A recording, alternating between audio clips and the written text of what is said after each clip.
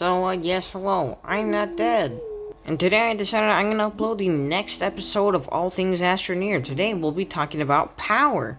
Not specifically like the political kind, or like I have superpowers, I can fly, but more of the energy and electrical kind, which is basically what you need to essentially survive in Astroneer, otherwise you can never beat the game. I'm basically gonna be going through every single, this is the first of two parts. I'm going to be basically explaining power usage or power production and storage. And then in the next part, we're going to go through measurement and usage. Yeah, I'm basically going to list every single power source and how much power it can produce in total. And basically stuff like that. So here we've got the wind family. Basically, the group of power that can be produced using the wind. A couple things I want to clear up. The power is only produced when the wind is blowing, which isn't all the time, keep in mind. So maybe a good setup would be some wind turbines and a battery setup, so maybe your batteries are powering your base while your wind isn't going, and maybe your wind is recharging your batteries while the wind is going. So yeah, these only produce power when the wind blows, and you'll know cause it's spinning. The first of the wind power family is the small wind turbine. It is a tier 1 item, converts wind into power, and it produces 1.5 units of power when the wind is blowing. Last time I checked, I think it took around maybe 300 bytes to unlock, not very expensive. Takes 1 ceramic to make, and yeah, you can find everything on it in the catalog. Small wind turbine power generation item, costs 1 ceramic to make. Moving on. Next up, we've got the medium wind turbine, which it's basically a larger small wind turbine. That's all it is, really. I mean, it's a power generation item. It's a power generation item. It converts wind into power, and it produces 5 units of power when the wind is blowing. It's a tier 2 slot item, so you can fit this onto tier 2 item slots. And it's crafted on the... what is it called? It's crafted on the small printer. Oh, and by the way, the small wind turbine is crafted on your backpack printer. So yeah, what's the recipe of this thing? So the medium wind turbine takes 1 aluminum and 1 ceramic to make. I don't know the byte cost. I guess you can just figure that out on your own in-game if you end up getting the game, or if you already have the game. I mean, I don't know what I'm ranting on about. So yeah, it takes 1 aluminum and 1 ceramic to make, produces 5 units of power. You can find everything on it here in the catalog. Again. Next up, you've got the large wind turbine. It's essentially just a bigger version of the medium wind turbine, but it's a lot larger, to be honest. And it's a power generation item. It converts winds into power, and it produces 10 units of power, double the medium wind turbine. It is a tier 3 item slot, so you can print this on the medium printer. I think you should have been able to collapse it. I don't know why the option isn't there. Maybe it's because we're in creative, because I can't show you everything I mean, you know. So the large wind turbine costs 1 aluminum alloy, 1 glass, and 1 ceramic to make. Again, I forgot the byte cost because I don't really pay attention to that stuff. I only pay attention to getting into fights to unlock it. Actually, this one, I think you just easily unlock it through missions. Without having to... yeah, you don't need bytes for this one. I think you can just unlock it through missions, and you get a free one when you complete that mission. So yeah, 1 ceramic, 1 glass, 1 aluminum alloy, you got yourself a large wind turbine. Oh yeah, and it has a cool animation when I place it down on the platform. It's collapsed right now, but when I place it down, it extends upward. I think that's the animation in survival of what you do if you can collapse it and uncollapse it, or extend it, or put I don't know the options of Astroneer. Anyways, moving on to the next power generation item. It's right over there. This bad boy is the extra large wind turbine, or XL wind turbine power generation item. We can actually deploy it if we hold down the button for deploying, which is basically what allows it to expand and then start to produce power whenever the wind blows. And whenever the wind blows, it produces 17 units of power. That's a big upgrade from the large wind turbine. Let's see how it deploys. Alright, time to deploy. Wow. It looks like a genuine wind turbine from real life. Everything on it you can find in the catalog. It takes 1 iron, 1 ceramic, 1 graphene, and 1 aluminum alloy to craft this thing. I can't remember how many bytes it takes to unlock. I think this one you can also get through missions. Most likely not, but still. I mean, good price to pay for a decent amount of power. I mean, 17 units? You can power half a base with that. That was a joke. You probably couldn't do that. And this is what it looks like when it's collapsed. So, yeah, moving on to the next power source, which is one of my personal favorites. Next up, we've got the solar family of power. Hooray! This is my favorite power production item in Astroneer. I don't know why, it just looks so cool. First up, we got the small solar. It's a power generation item. Keep in mind that these solar units only produce power when it's daytime in Astroneer. So, if you use some sort of automation or power sensors, you could probably make like a day and night alarm clock or whatever. But back to the power. It produces 1 unit of power per second every time the sun is up in the sky. So basically the way to craft this small solar is 1 copper. Very simple. I think it only costs also around 350 bytes. Can't remember exactly. But it should be around there. Relatively cheap and an early game item to get. Only 1 copper. Yeah, moving on. So next up is the medium solar panel. Basically a larger version of the small solar. Converts sunlight into power, produces 4 units of power per second. So not that big of an upgrade. Still, it's an upgrade. I mean, to be honest, solar does actually, in fact, produce less power than wind, but if you can get together enough solar panels and create a large enough battery farm, you can probably get some really good power for your base. Now to the statistics, or whatever, of this thing. So, the medium solar panel takes 1 copper and 1 glass to make, produces 4 units of power, and I can't remember exactly how many bytes it takes to unlock, but I think it's somewhere around, around 1,350, around there. Yeah, moving on to the next power item. Here we've got one of my favorites, if not my favorite power production item in the entire game, the large solar panel. Along with the... what do you call it? Along with the large... what do you call it? Along with the large wind turbine and extra large wind turbine, it got introduced in the, what's it called? Missions, Compass, and Big Power update. That's a mouthful. So anyways, the large solar panel produces 8 units of power when the sun is out. Keep in mind, the sun has to be out for it to be producing power. Otherwise, during nighttime, it's going to be closed. Oh, and I forgot to mention, the small solar can be printed in your backpack printer, the medium solar can be printed on the small printer, and then the large solar panel can be printed on the medium printer. That was probably very difficult to comprehend, but if you go back and rewind, you could probably figure it out at some point. So the large solar panel takes 1 aluminum alloy, 1 glass, and 1 copper to make. Again, it produces 8 units of power while the sun is out, and I think it costs it around... Actually, this is one of the items you can get from completing a mission.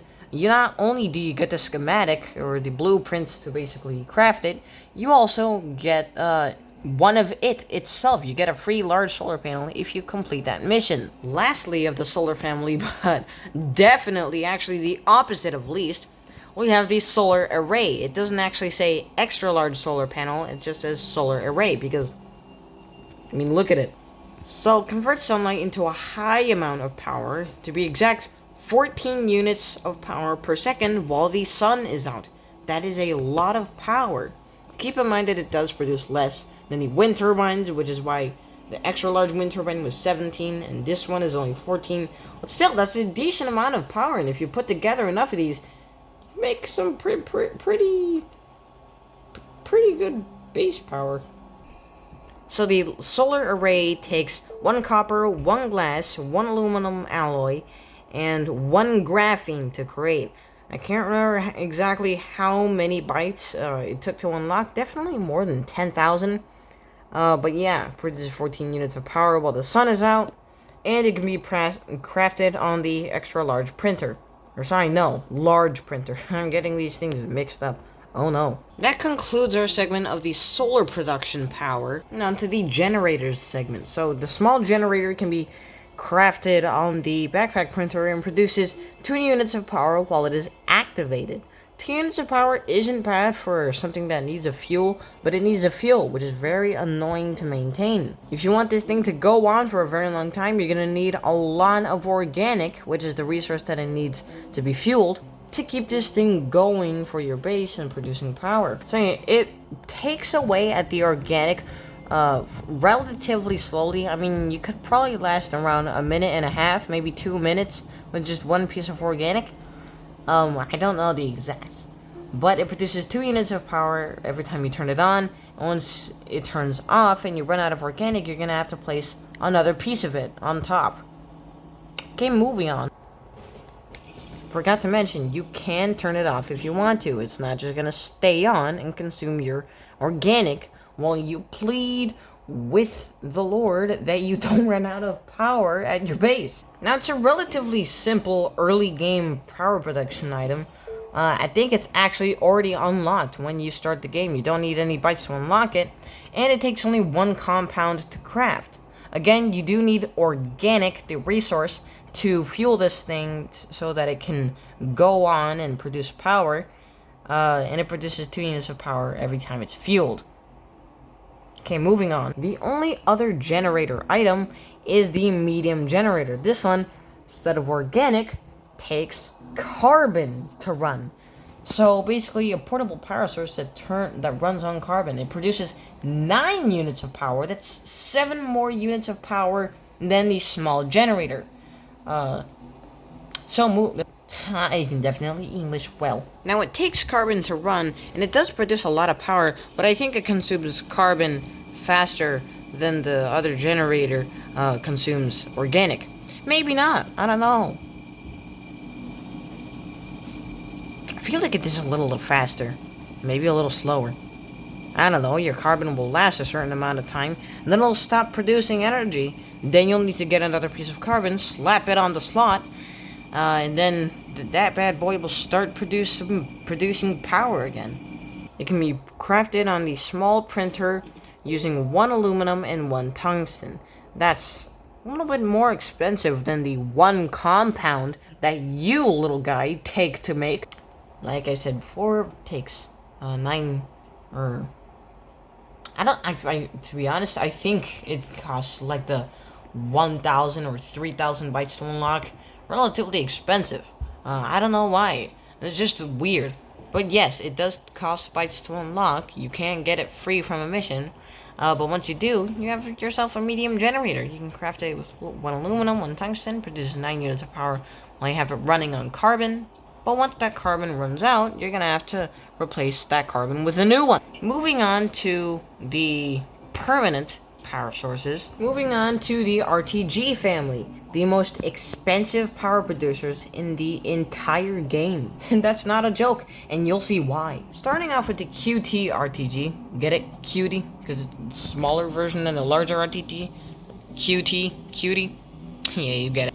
It's a power generation item. Durable power source that requires no fuel whatsoever, so you can just be going forever for the rest of your save's existence.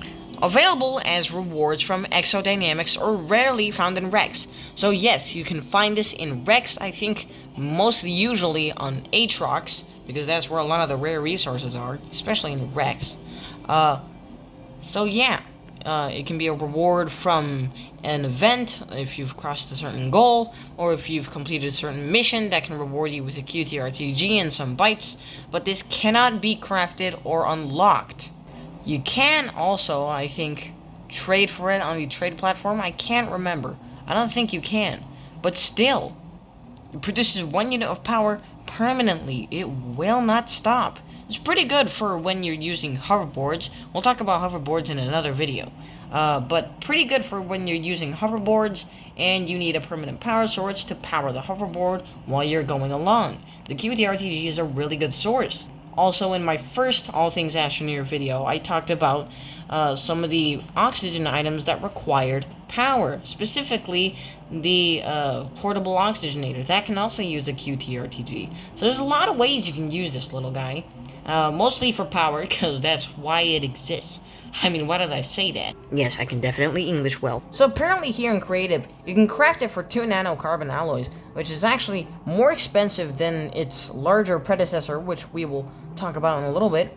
Apparently you can craft it in Creative, but you can't in Survival. I repeat, in Survival mode, or Adventure mode as the devs call it, you cannot craft this thing. You can only get it through limited time events, as a reward of crossing a certain goal, or on wreckages rarely throughout the solar system, or as prizes for completing missions that, I don't know, maybe reward you QTRTGs once you complete that mission. So yeah, you can't craft it, you can't... I mean, you can find it and craft it, earn it. I mean, you can't craft it. So moving on, we have the RTG, Power Generation Item, Durable Power Source that requires no fuel management. This one produces 4 units of power, so not that much more. But I'd say in Survival it's a lot more expensive. I think last time I checked in Adventure mode, you could unlock it for like 12,000 bytes or something. It's crazy. Produces 4 units of power permanently once you craft it, and it takes 1 nanocarbon alloy, yes, the most expensive resource in the entire game, and 1 lithium. This is the most expensive power production item in the entire game, but it permanently produces 4 units of power.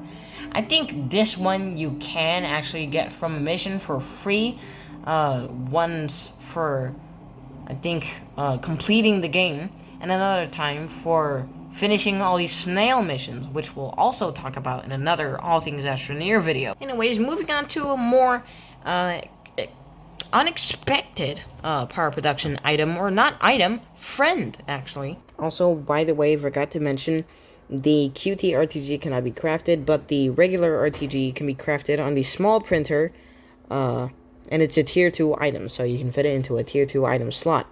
Okay, moving on. I want you guys to meet my good friend Galastropod, Rogel. You can find him on Novus after completing some of the snail missions. He is the Novus snail. He produces a significant amount of power. I wouldn't say it's significant. It's like an RTG, but you have to feed it. Favorite foods: mutant noxious cataplant seed or mutant volatile cataplant seed. So you can do any of the mutant cataplant seeds. Doesn't matter. That's his favorite food. But if you feed him any other seed, it'll just be fine. It'll just last for a little bit shorter. I think any seed is just like 10 minutes, and then their favorite seed is for around 30 minutes, which is actually pretty good. So I've got a mutant noxious cataplant seed here. We're gonna feed it to Rogel, and then we have a... forgot the name of that. I think it's a power measurement... it's definitely a power measurement item. We're gonna see how much power Rogel can produce, so let's feed him. As you can see, power is being produced and sent to the splitter. I remember the name, finally. So it seems that Rogel produces around 6 units of power, which isn't substantial. I mean, for 30 minutes, it's not bad for like a mid-game base. But if you're trying to do late-game stuff, not very useful. But still, it's pretty nice that Rogel has the power to produce power. That's kind of funny. 6 units, not bad for around 30 minutes, also not bad. But using some pretty rare seeds, not gonna lie. But yeah, moving on to power storage, and then I'm gonna end the video. So first off, for power storage, there's only 2 power storage items. First off is the small battery rechargeable power source. It stores 32 units of power. So let's say you have something producing 8 units of power per second. In only around 4 seconds, this thing will be filled. It can store 32 units of power, and if it's full and something is drawing power and it needs more power, it will output 1 unit of power. So it can store 32, and then 1 unit of power per second output if something requires power and you have a lot of batteries. And not specifically a lot, just a battery. You could do this with really any power source, but specifically here I've got Rogel. So I'm going to start charging this battery, and as you can see, per second, this battery is getting around 6 units of power per second, because we know, because we measured earlier, Rogel can produce 6 units of power per second. So in a bit, the small battery is going to fill up, and then eventually if we hook it up to something, which we're not going to do that this video, if we hook it up to something that needs power, and we activate it, it's going to start drawing power from the battery. As you can see, the battery is full now. I'm going to show you some of the important stuff about this battery. Now, I forgot how much its byte cost is, but it does take 1 zinc to unlock, which isn't bad. It's pretty cheap. In a recent update, I think maybe a couple months ago or last year, they changed the update, or they changed the recipe from 1 lithium, which is actually pretty expensive, to 1 zinc, so now it's more accessible to early game players. Now here I've got the medium battery. This is the largest battery storage. I don't know if they're ever going to release a large battery or extra large battery, but this is the largest we've got for now. So it's a power storage item, rechargeable power source that provides power. It stores 512 units of power, so that's a lot. That's like all that solar combined, and then you half that power. Like, you cut that power in half, and then you can store that much power in this thing. It's a tier 2 item, so you can put it in the tier 2 slot. It's crafted on the small printer, and when something is drawing power from it, it will produce 5 units of power. Not bad. As you can see, we have Rogel charging the medium battery. So as long as this, you can do this with any power source and plug it in on a platform, or if it already has a platform built into it. Rogel doesn't, and neither does the battery, but smaller tier items do. If you plug in Rogel or any power source, into a platform with some medium batteries on it, you can get some pretty good power storage for if anything happens and your solar, maybe it's not daytime, or the wind isn't blowing, or maybe you ran out of generator fuel. This can be producing power. It's not much, but if you collectively get enough of this, yeah, you can make some pretty good power. Yeah. Now, as I said earlier, it does produce 512 units of power, and produces 5 units of power every time something's drawing from it. In a catalog, I forgot how much. I genuinely forgot a lot of these byte costs, but I forgot the byte cost of the medium battery. But I do know, that is obviously, as you can tell here, it costs 1 lithium and 1 zinc to make, so a little bit more expensive than the small battery, but I mean, you're getting more bang for your buck. I mean, it's very worth it. Better power storage, and yeah, better power output as well. You store quite a lot of power in this thing. I mean, 512, who needs that much? I do. So yeah, 1 lithium, 1 zinc, you can craft yourself a medium battery on the small printer. Oh, and one more thing, these little power cell guys, they don't produce much power. Those cylinders get consumed over time, and it's not great to run your base on, but you can find them just lying around on wreckages, or you can craft them using 1 graphite if you wanted. I don't know how many bytes it costs to unlock, but it's a consumable item that increases your power capacity, so it's not like a battery, though. That wouldn't work out, would it? So yeah, you can just find these guys lying around on wreckages, or you can craft them yourself. They can boost their power for a little while, but not for long. I think it's only like 1.5 minutes, or maybe 2 minutes. Don't know exactly. It depends on how much power you need from these power cells, or how much power you are drawing from a certain base module. Well, I think I'm going to end it there, guys. That seems like enough information about power on Astroneer. I will be making another part to Astroneer power, all things Astroneer power, measurement, and usage will be next time. But yeah, by the way, subscribe. It's completely free. You can always subscribe later. I think we're not far from our next subscriber goal. I think we're only around, 14 subscribers away. So if you can subscribe, that'd do great for the channel. Like the video, all of that good stuff, and turn on notifications so you never miss another upload. But yeah, that's gonna do it for me. Hope you guys enjoyed the video. I'm gonna go now. I'm very tired. So yeah, okay, goodbye.